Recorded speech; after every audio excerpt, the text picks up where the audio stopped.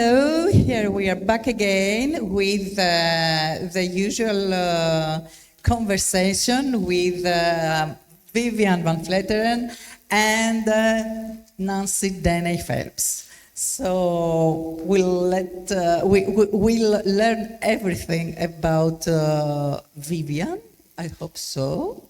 She's a producer from Belgium, and her last movie is Titina. You can watch it here during the festival, but I let you do your conversation with your wine. So, welcome, ladies.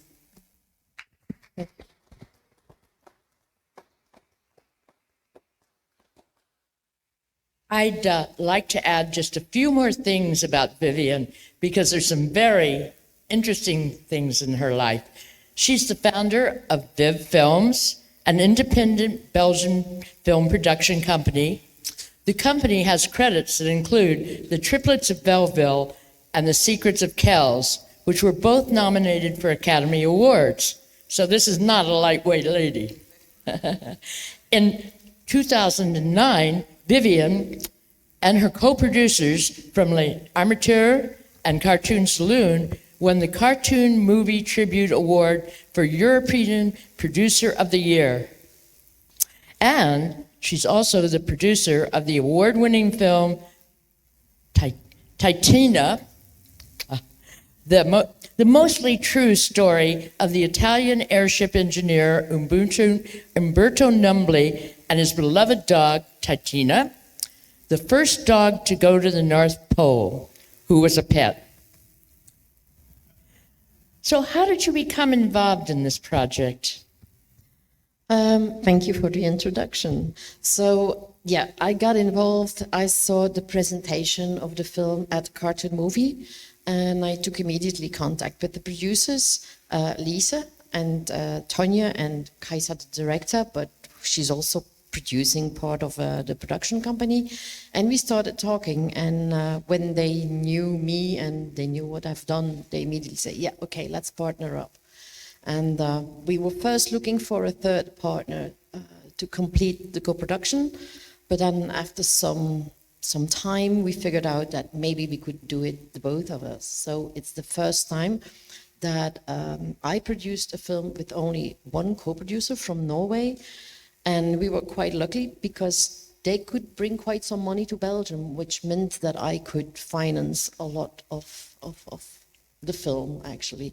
So for me, it was also the first time. On the other projects, we were always several studios, but now our studio that I created with Vele, my producer, in 2016, Studio Sousa, we made the film completely in Belgium, from technical layout until the final composited image.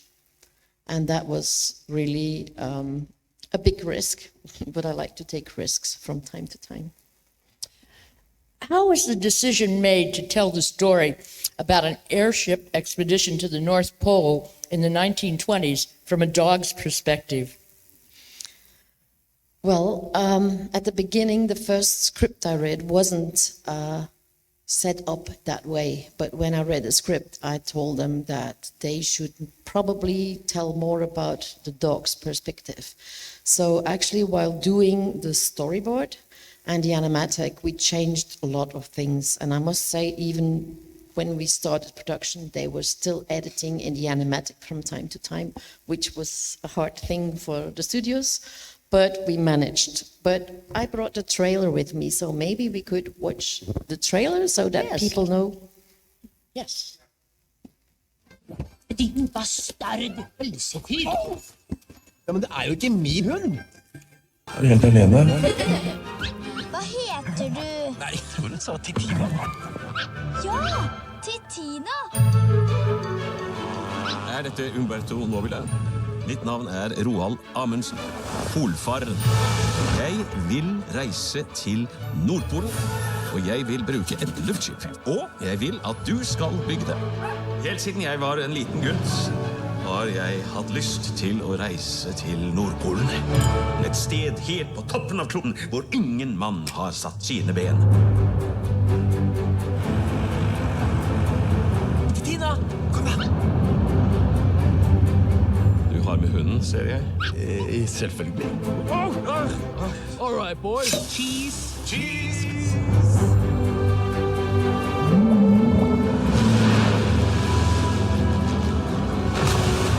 Vent, du må vente. Nei. Har du sett henne? Titina! Men Titina da, hvor har du vært da?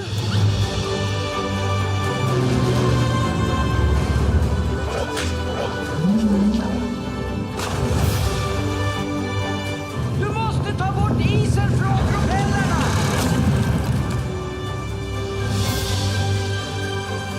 Den nytter ikke. Vinden er alt for sterk. Vi får bare håpe at de holder ut. Nå vil jeg. Burde vi ikke tenke på å snu? Dette ser ikke bra ut. Men Roald, er du helt sikker på dette her da?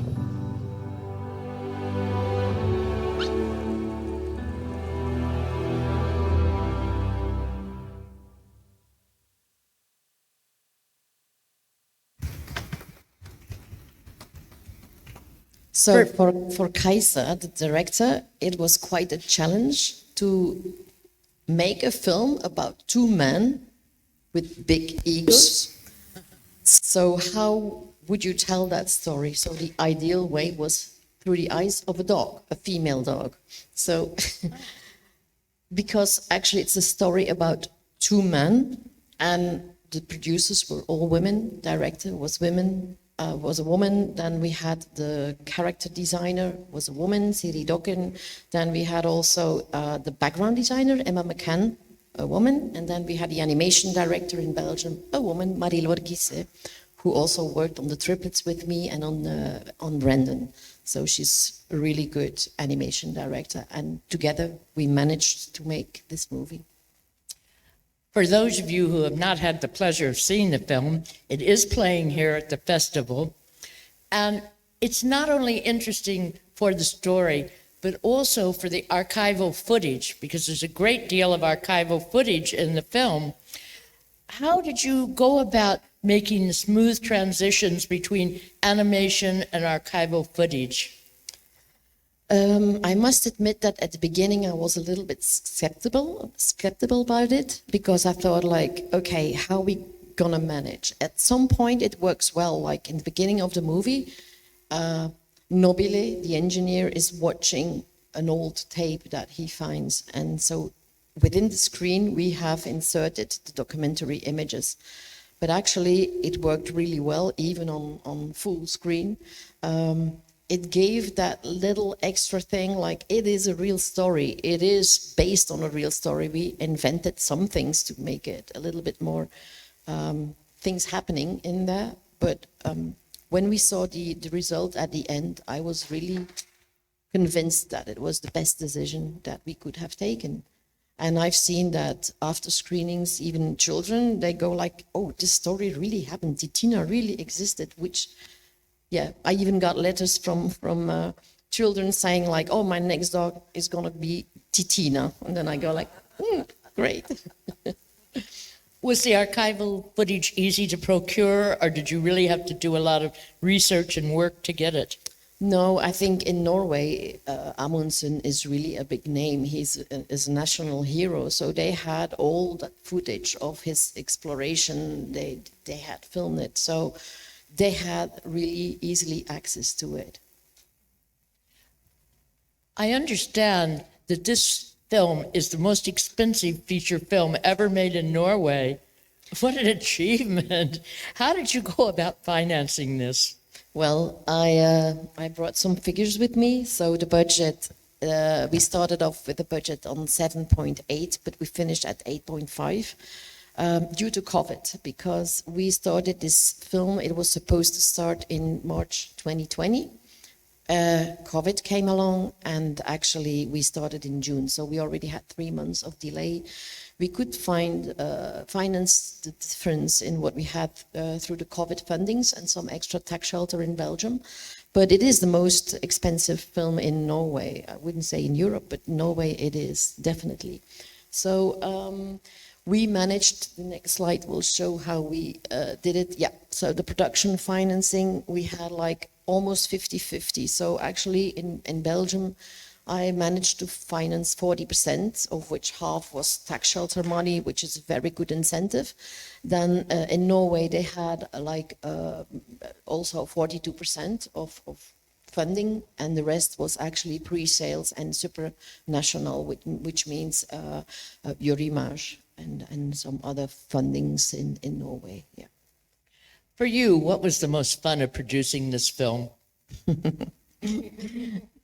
Well, I like producing films, and it was exciting to see the story brought alive, and we had a lot of work still in the storytelling while we were making it. And it was fun to do it in one studio for once, because I saw every step of making it. Normally you go like, okay, we're gonna do a part of the animation, we're gonna do a part of the background, and you only see little parts. But here we saw the film being made. So for me, that was really exciting. It was stressful, I admit, but working 24 months with 150 people, it is exciting. How did you decide to become a producer? It's not a decision I made clearly. Actually, I'm an interior architect, so nothing to do with film, although I was drawing myself. So I was quite artistic, I was busy with music, and I knew that my dream as a little girl was to be actually an actress, a singer, a dancer, but my parents thought that's not a job, that's something you do at home in your kitchen, but not as a job. So that's how I became interior architect, and I started teaching, drawing and everything, but all of a sudden in the summer I saw an announce of they were looking for an assistant art director on a movie in Belgium. That was 1989. And I applied and I got the job. So I was actually, I met a lot of people, very young people, and we decided to make our own company, Vivifilm.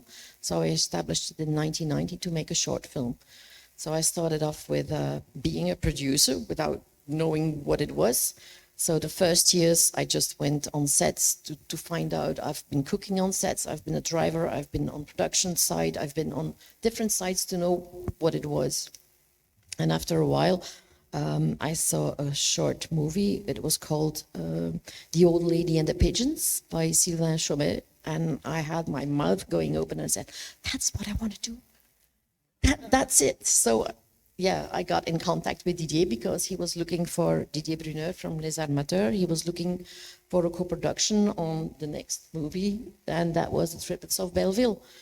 So in the beginning, it was really difficult to convince Sylvain to do part of the job in Belgium because he wanted everyone to be in Canada. He lived in Canada at that moment.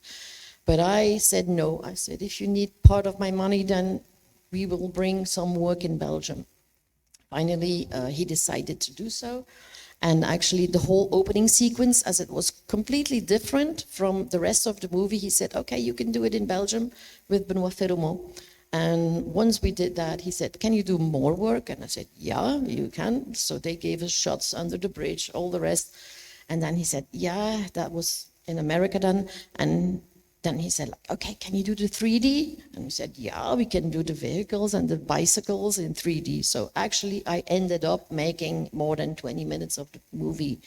So, and yeah, from there on, I was a famous producer because once I did that movie, I said, like, it was finished, and I said, never again. It's been so difficult. I had to fight all the time to get my things done.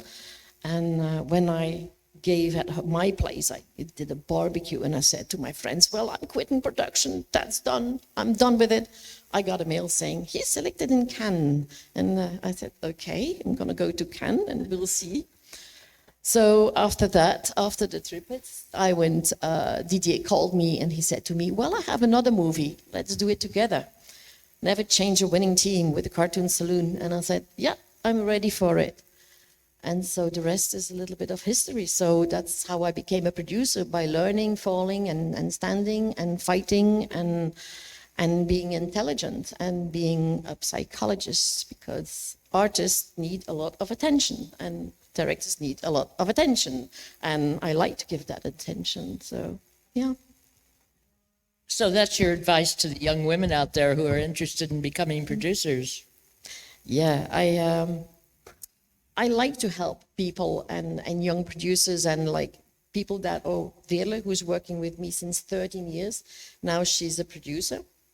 I'm supervising her.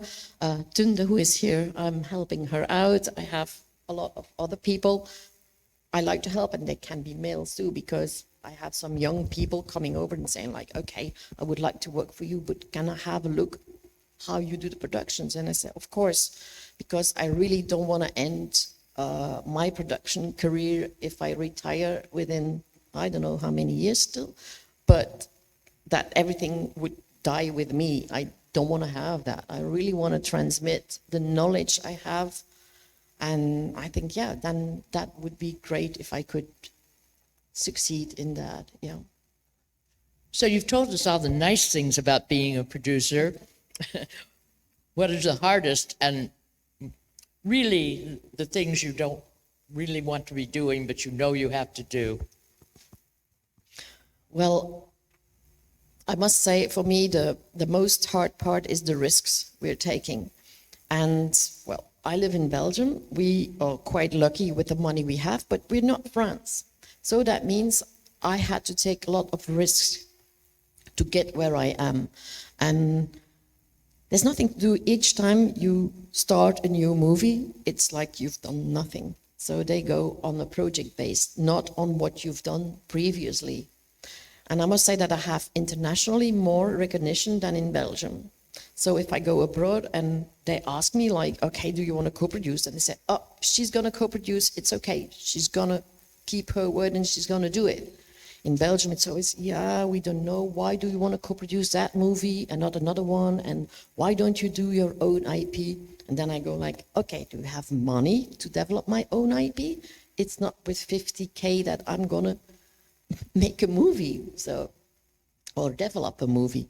But anyways, time has passed, and I must say, now we're starting to develop our own feature films too, which is really nice. I've tried a couple of years ago to develop a series, but I had to stop them because there wasn't enough money, and we only have one broadcaster who's willing to invest a little bit. And then we have the VAF, and that's it. So the Flemish audiovisual funding. But you can't develop a series with 150,000 euros. That's not possible. Like, to give an example, Titina got really well supported from the Norwegian Film Institute. And I think that the development has cost 750,000 euros. So you can do something with that. But that's the whole production budget you can get in Flanders. So yeah, so the hardest thing is each time to be, again, behind something and pull that car up front. Like, I sometimes feel like a horse or a mule, pulling until we get the things done. So you have to be very strong. I always tell young animators that when you're selecting your producer, it's like a marriage. Oh, yeah. I've been married a couple of times. And luckily no divorces in film. Well, I don't want you to name any names, but were there any bad marriages? And how did you handle that? No, there weren't any bad marriages. No, but you have struggles in every marriage. And it's all about communication. And we are, for the moment, co-producing with France a series. And again, we had some differences. And then he goes like, we always said it's about communication. And even if we think we communicate enough, it's still not enough. You can't be clear enough because there's no contract that can get you out of problems when you get into problems. So it's all about being open, and that's what we've done. Like on Titina, we have a production pipeline. We had weekly reports with the progress, with the budget, with everything, open budget. So our co-producers knew exactly where we were going to, what was going wrong, what was going well, because you have departments that go over budget, other ones you can save some money, and you have to juggle all the time with it. So for me, I would say like be open. Don't try to be like, okay, this is my budget and I'm gonna try to keep as much possible for me. No, be open.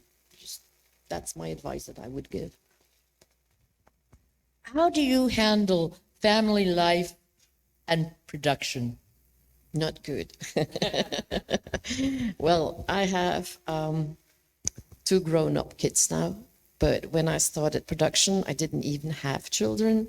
So I have a boy and a girl, and sometimes people ask me, are they also into film production or in the movies? And I go like, no. They said, we don't want to work as hard as you did. And then I go, okay, that's a wise decision. But yeah, I was, at one point I got divorced. My ex-husband was also a producer. He's still a producer, almost retired now, but he was into documentary. And I had the children 1 week on 2. So the week I didn't have my children, I was working very, very hard. The week where I had them, I tried to be a little bit more at home with them. So now they're married and they have their own lives. And I must say it became quite okay, but it is difficult because when you come home, you have to do the grocery shopping, you need to cook, you need to do the laundry, everything. Yeah, so. I think every working woman feels the same way. Yeah. It would be wonderful if somebody would come up with a solution, but I don't think it's ever going to happen. No. No, it's not going to happen, and it's the way you deal with it yourself. Like, yeah, sometimes I was away on festival things. They need to go to their dads, and then I told them like, okay, I'll be back, and I'll make up for the time that we didn't have together. So I took longer holidays with them, and then I tried to get away from the work, which is more difficult now. I cannot say that I have my children, and every other Wednesday I take off and I have 2 grandchildren and I spend a day with them. That's something that I said I'm going to do. I didn't do it with my kids, but I'm doing it with my grandchildren. And that's what a grandmother needs to do, I think. So you are so far away from quitting and not producing, and I think you probably have some interesting projects in the works. What do you have coming up? Well, for the moment, we are producing Valemon, the Polar Bear King. Yeah, the title change is the Polar Bear Prince. So we just started production a couple of months ago. So we started with the backgrounds and so on. The backgrounds are almost finished. We started animation, and it's also like Titina, completely made in Belgium, with some exceptions. So we are doing layout posing, animation, rough animation, and we do also the compositing in Belgium, and the in-between and cleaning are done in outsourced studios because it's a musical. So there are 5 songs in it. It's a road movie, so it's much heavier than Titina in no way as a production, but the animation is just a little bit easier, if I can say it. And for the first time, I'm working with funny tales in Greece here, so I'm really happy. I have reason to come back to Greece all the time now. And no, I think it's going to be really fine. It's the first time we keep it in Europe. So we also have Keshkemet in Hungary, who will do some in-between and cleaning. And then we have a film in Lithuania, who's also going to do some in-between and cleaning and coloring. But the biggest part will be done in Greece. So I'm really happy, looking forward for this. And we are just started, beginning of September, the production of a co-production with Denney of France. And it's called Upside Down River.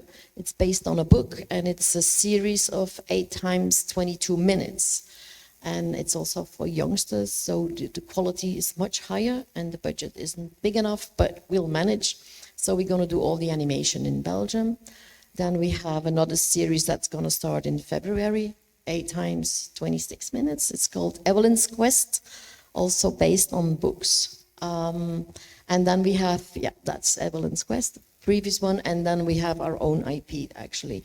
We've been developing Dreamwalker, about a girl who has narcolepsy, and she needs to understand and accept her condition, but she always falls asleep, and then she has the most vivid dreams in which she can be whatever she wants. She can fly, she's not ill, until one day in the dream she meets a boy she doesn't know, and they're gonna go on a quest together to find out who he is. And I hope we can present it at Cartoon Movie in March. So. And the other project that we presented this year is The Legend of Loon, and that's the first time that I'm really adventuring in 3D CGI animation. So I've never done that before. It's another technique, but the people I'm working with, they've done that before. So, and the guy who's doing it, it's Olivier Seny. He's a character designer, background designer. He's invented everything. He designed everything. He's a really talented guy. And I teamed him up with Freek Cartier, who is a Belgian, Flemish director who has quite some experience in directing films. So, and it seems to work out well. So that's about the new projects coming up. When you began your company, how many employees did you have, and how many do you now have? When I started, I was alone for a long time. And then came along Vele, so I had one, and then a half-time, another one, Mathieu. But he left the company, he was doing more the accounting and so on. And we kept on a long time until 2016. And from 2016 up until now we have a fixed team, what I call the core team of, I think 12 people who are on the payroll. And as we are always in production, because I co-produced also the film of Tunde, which is going to be shown here too. It's called I'm Perfectly Fine. So we're going from project to project. Sometimes we have several projects. So for the moment, I think we're about 80. Before I open the floor to questions, I have one more question for you. Okay. How do you keep from suffering from burnout? I don't have the time. Perfect answer. I don't have the time to be in a burnout. I think I've always been very positive. And I must say, even in the baddest days, I can be down and say, like, oh, I'm giving up. It's too difficult. But then there's always something, I don't know what it is, like a fire inside to say, no, you keep going. You're a fighter. You don't give up.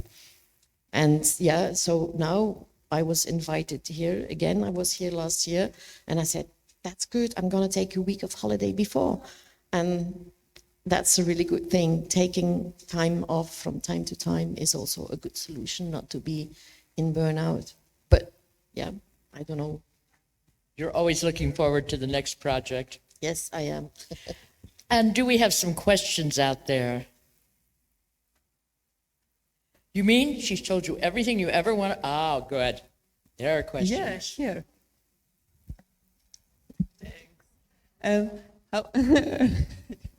How far along do you think about your projects? Like, are you looking 1 year ahead or 3 years, 10 years? Like how? We are looking for the studio. So I have my production company, Vivi Film, and we have a studio, and actually a second studio now in Ghent, Creature. For the studios, we are looking 2 years upfront to be sure that there's enough turnover to keep our core team busy. But for production Vivi Film, when I'm involved, really, I think it's about a year and a half upfront, because we plan the deadlines where we cannot go and ask for money to finance our projects. So, and that can change every year. So we have a planning, and we do weekly production meetings on the Monday morning, where we go through all the deadlines, through all the projects, what needs to be done for the next week and what is urgent. I've never been so structured before. I must say it helps a lot. But sometimes it's heavy. I feel that too, like it's a big responsibility if you have so many people on the payroll and you need to provide interesting work, not only work. As you can see, I always go for artistic, highly author projects. So The Legend of Loon is the only one which is different now, and for me it's totally new. But yeah, we get easily people working for us because of the quality of the projects. Joanna, I believe you had a question.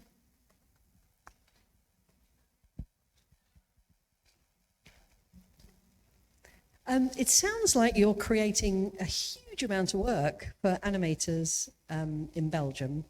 Are there enough animators in Belgium being trained?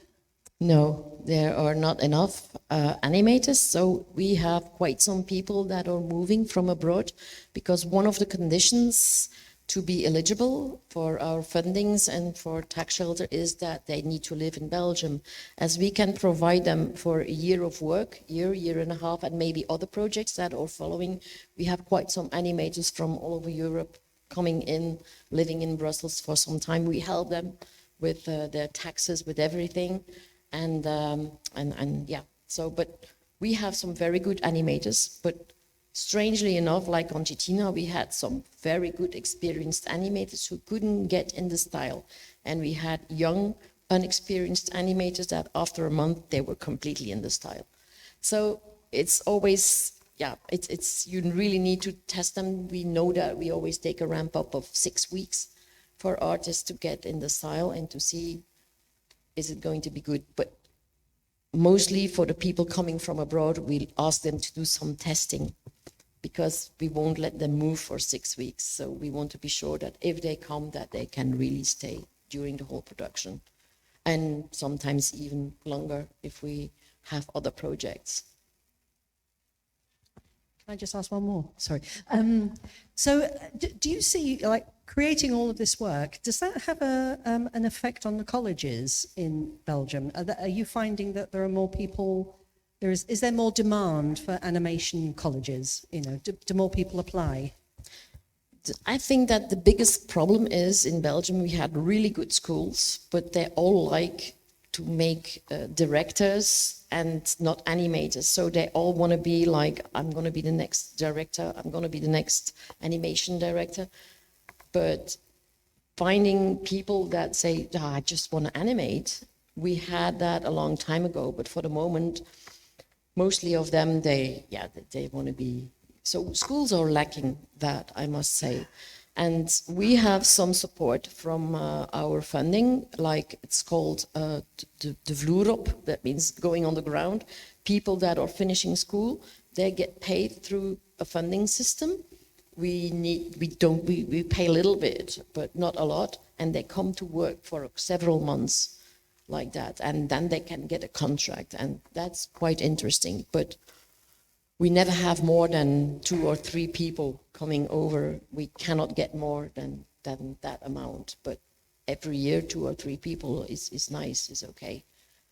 And also I like that it's very European. You know, we always speak English in the studio because we have Spanish people, Portuguese people, Italians, we have French, we have Norwegian people, we have people from everywhere. So it's a nice mixture, I must say.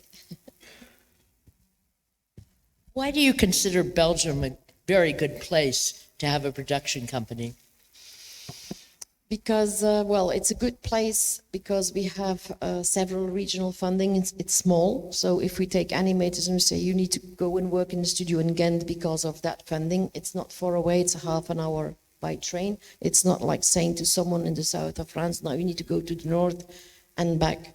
And I think, yeah, we are people that like to work very hard, I think, in Belgium.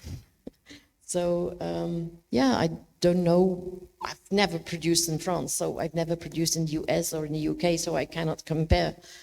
But I think what I did, and I'm quite proud of it, although I said it myself, is with the triplets, as I was fighting to get work done in Belgium, that really changed the whole Belgian animation, how do you say it, animation industry. There is no really industry, but now it becomes a little industry. There are a lot more studios, and that's a good thing because it brings more work.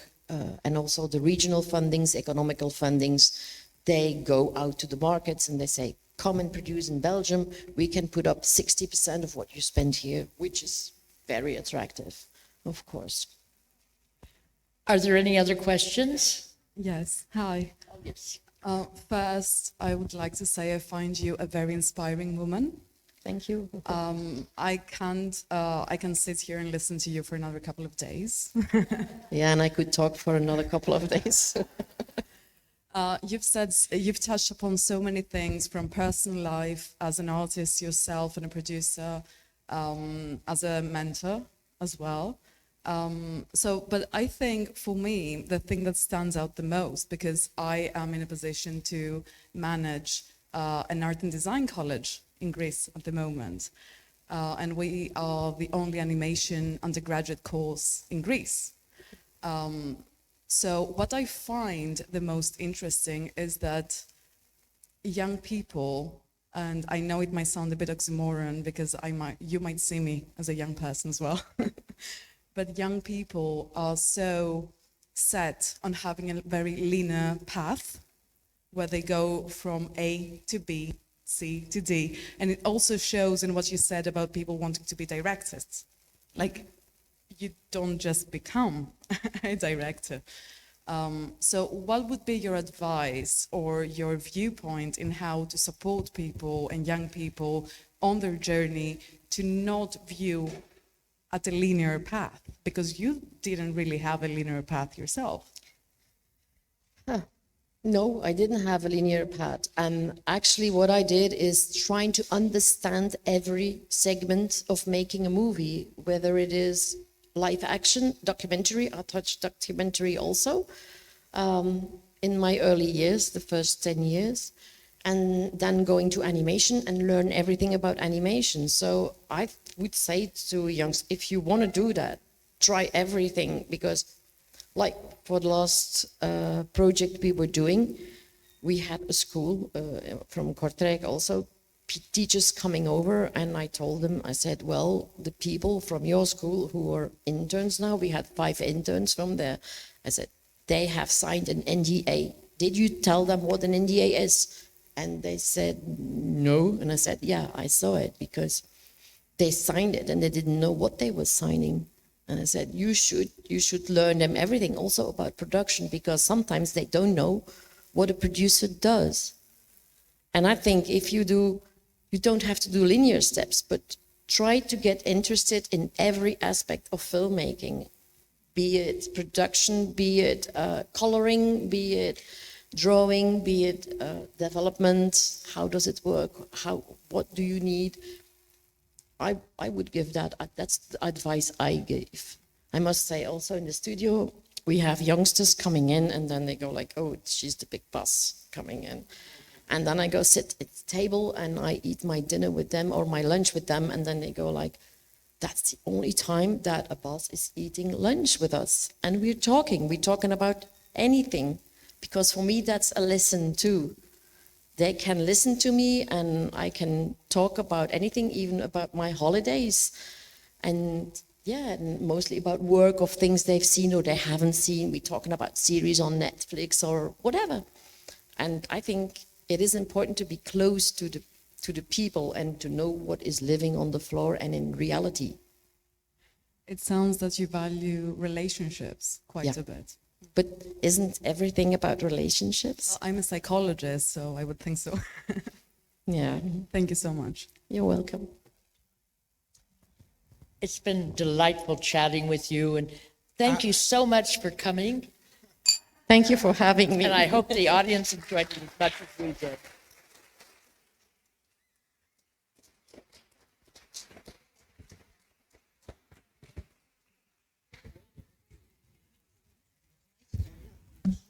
Okay, if you want, tomorrow at 8 o'clock, there will be the screening of Titina, so don't miss it. Thank you so much. Thank you all of you.